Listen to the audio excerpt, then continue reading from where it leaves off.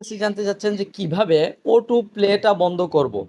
এভাবে স্ক্রল করলে auto play হয়ে যাচ্ছে।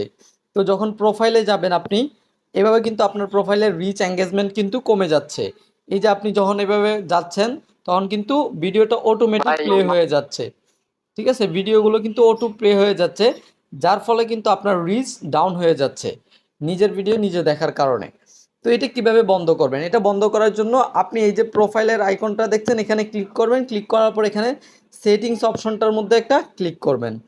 তো বন্ধুরা সেটিংস অপশনে ক্লিক করার পর এখান থেকে নিচের দিকে স্ক্রল করে আপনি এখানে মিডিয়া একটা অপশন পেয়ে যাবেন। এই যে দেখতে পাচ্ছেন মিডিয়া অপশন, এই মিডিয়া অপশনটার মধ্যে একটা ক্লিক করবেন।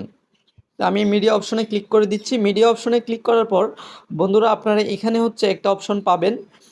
এখানে আপনি ২ টা অপশন পাবেন। একটা হচ্ছে অন ওয়াইফাই অনলি। এই অপশনটা কিন্তু চালু আছে। On mobile data and wifi auto play. যার কারণে কিন্তু প্লে হয়ে যাচ্ছে। এখন যদি আমরা এই অপশনটাকে এই যে এটাকে যদি তুলে দেই, সেক্ষেত্রে কিন্তু নেভার অটো প্লে ভিডিও, অর্থাৎ এটা যখন আমরা ক্লিক করব এখন কিন্তু আর আমাদের ভিডিওগুলো অটোমেটিক প্লে হবে না। তো আমরা আবার স্ক্রিনে চলে যাই, দেখি আমাদের এই কাজটা কি সম্পূর্ণ হয়েছে কিনা। একটা রিলোড দেই।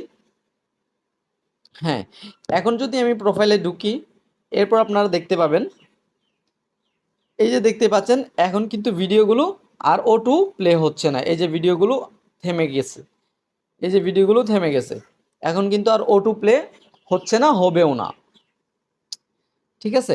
তো আজকের ভিডিওটি এ পর্যন্ত। ভিডিওটি ভালো লাগলে অবশ্যই লাইক, কমেন্ট, শেয়ার করবেন আপনাদের বন্ধুদের সাথে।